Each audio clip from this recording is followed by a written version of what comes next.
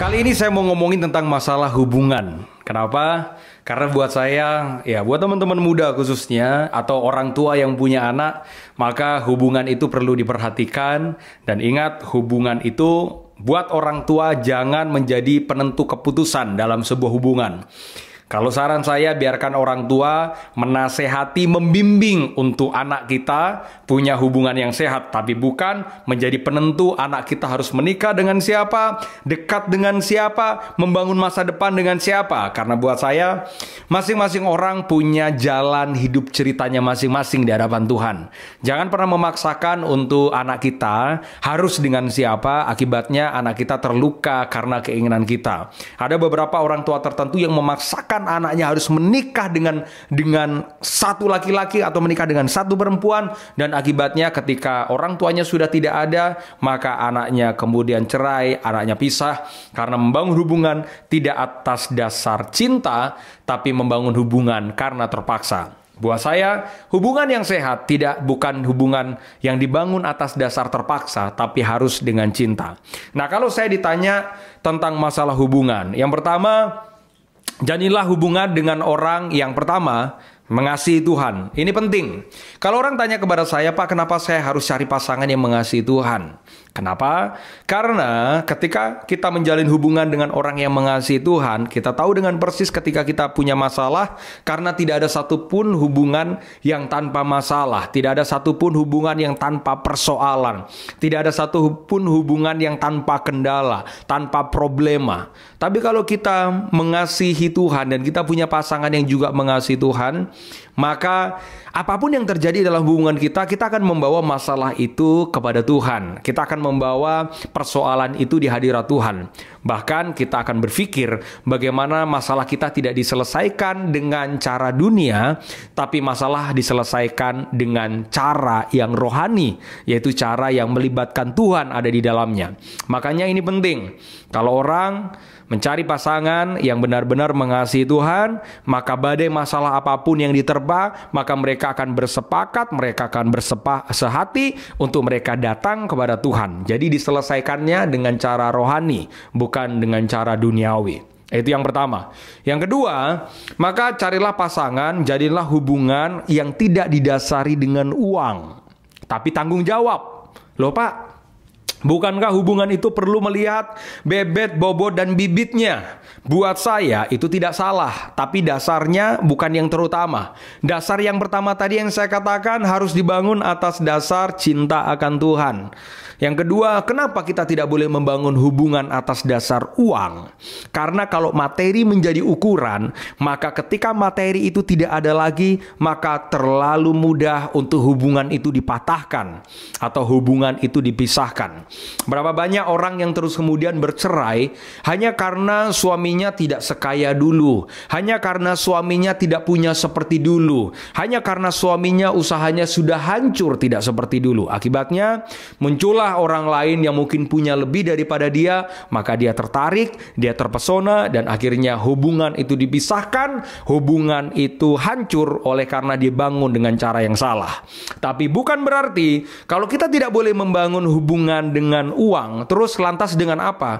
Bangunlah hubungan dengan tanggung jawab. Yang pertama, bangunlah hubungan dengan cinta akan Tuhan. Yang kedua, jangan bangun dengan uang, tapi bangunlah dengan tanggung jawab. Mungkin pasanganmu saat ini mungkin belum kaya, pasanganmu mungkin saat ini belum sukses, mungkin pasanganmu saat ini belum punya sesuatu.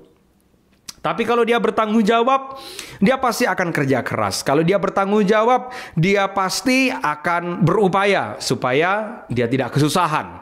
Karena banyak sekali orang terus kemudian mungkin dia tidak kaya, tidak lahir dari keluarga yang kaya.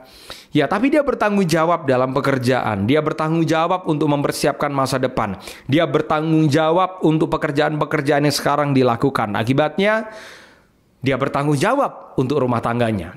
Makanya penting, carilah pasangan yang bertanggung jawab. Terutama bertanggung jawab untuk dirinya sendiri. Jangan cari pasangan yang sembarangan yang nggak bisa bertanggung jawab, yang hobinya cuma nongkrong, duduk, makan, ngegame, jalan, kelontang-kelantung, apalagi pakai duit orang tua. Memalukan, bukan? Makanya kalau buat saya sih, Carilah pasangan yang benar-benar dia tahu. Mungkin dia anaknya orang kampung, terus kenapa kalau anaknya orang kampung? Mungkin dia anaknya orang tidak punya, terus kenapa kalau dia anaknya orang tidak punya? Terus mungkin dia anak orang yang mungkin tidak punya apa-apa, nggak masalah kan? Yang terpenting kan bagaimana dengan dia. Mungkin hari ini dia cuma driver ojek online, tapi dia kerja keras. Mungkin hari ini dia cuma punya restoran di pinggir jalan, tapi dia sungguh-sungguh kerjanya. Mungkin hari ini dia pegawai biasa, tapi dia kerjakan dengan tanggung jawab. Mungkin hari ini dia baru memulai usaha, tapi dia sungguh-sungguh dan tidak bermalas-malasan. Mungkin hari ini mobilnya biasa, mungkin hari ini motornya murah, mungkin hari ini sepeda motornya tua, tapi hasil kerjanya bukan pemberian orang tua. Itulah orang yang bertanggung jawab. Jadi carilah pasangan, terutama yang buat perempuan, buat yang wanita, carilah pasangan yang cinta Tuhan. Dan yang kedua, carilah pasangan yang bertanggung jawab. Saya akan sedikit sharing dan berbagi tentang hidup saya, tentang saya dan istri saya. Kami memulai pernikahan benar-benar dari tidak punya apa-apa. 2022 Maret tanggal 28 saya dan istri memutuskan untuk kami menikah. Menikah dalam keadaan sebelumnya kami tidak punya uang, tapi kami menabung, kami kumpulin uang seadanya karena memang saya tidak suka dengan konsep yang bermewah-mewah. Buat apa menghabiskan puluhan ratusan juta hanya untuk satu malam? Lebih baik uang itu dikumpulkan untuk investasi di masa depan. Maka menikahlah kami di Bali. Nah, setelah kami menikah, kami tidak punya apa-apa. Bahkan secara pribadi, mobil pun saya tidak punya. Dan apa yang terjadi, maka kami bersepakat dengan istri habis menikah, ayo kita cari rumah, kita kontrak rumah, dan sisa-sisa itu kita cari cara bagaimana supaya kita punya penghasilan, bagaimana supaya kita punya pendapatan, sehingga kita bisa mempersiapkan masa depan yang terbaik, terutama nanti untuk anak-anak kita. Dan puji Tuhan yang kita kerjakan adalah sejak menikah, maka kami tinggal di tempat yang sederhana, yang tidak terlalu mewah. Dan kami bekerja, kami bertanggung jawab. Karena sebagai seorang laki-laki saya adalah suami, saya bertanggung jawab untuk mempersiapkan masa depan, terutama buat anak saya nantinya. Maka memulai dari usaha yang kecil, saya ingat persis bahkan sebelum kami menikah, kami punya usaha minuman boba di pinggir jalan, itu booth kecil di pinggir jalan. Dan setelah dari situ kami setia untuk kami mengerjakan apapun yang bisa kami kerjakan.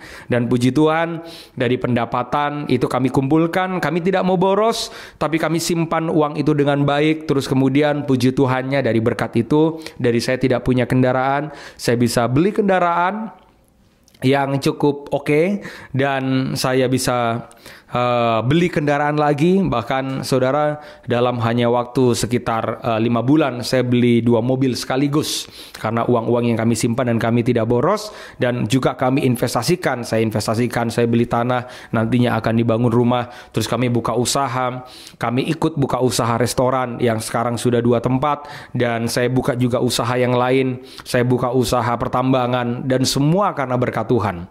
Saya belajar bahwa istri saya melihat saya hanya anak desa, saya hanya anak kampung. Tapi istri saya melihat saya waktu itu, sekalipun ada banyak laki-laki yang kaya di luar sana, tapi kayanya karena pemberian orang tua, kayanya karena nebeng sama orang tua, mobilnya juga pemberian orang tua. Sedangkan mungkin dia lihat hidup saya, sekalipun sederhana, waktu lalu tidak punya apa-apa, tapi itu semua hasil dari kerja keras, semua hasil dari keringat yang saya keluarkan, yang saya tidak mau bermalas-malasan, karena saya selalu punya prinsip dalam hidup saya.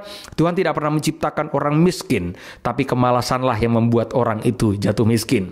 Maka dengan itu dia melihat, dan kami menikah, dan puji Tuhan saat ini kami dalam keadaan diberkati oleh Tuhan.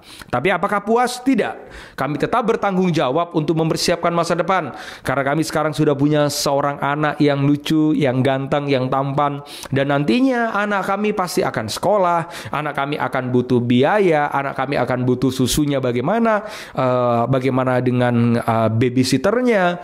Maka semua kami persiapkan, semua kami kerjakan, karena kami mau menjadi orang tua yang bertanggung jawab. Karena itu kami bersyukur bahwa kami menjadi sepasang suami istri yang bertanggung jawab untuk masa depan, sekalipun dimulai Dari seorang David Terson yang tidak punya apa-apa, tapi puji Tuhan saat ini sudah menginspirasi banyak orang untuk bisa membawa mereka punya pemikiran yang benar bahwa hidup itu harus seperti apa. Jadi 2 pesan saya hari ini bagi siapapun yang ingin menjalin hubungan. Yang pertama, jadilah hubungan atas dasar cinta akan Tuhan. Dan yang kedua, jangan dasari hubungan dengan uang, tapi dengan tanggung jawab. Karena saya percaya orang yang mengasihi Tuhan, dia pasti bertanggung jawab. Bertanggung jawab untuk dirinya, bertanggung jawab untuk pasangannya, dan bertanggung jawab untuk masa depan dirinya dan keluarganya. Dan percayalah, orang yang sungguh-sungguh dengan Tuhan pasti diberkati oleh Tuhan.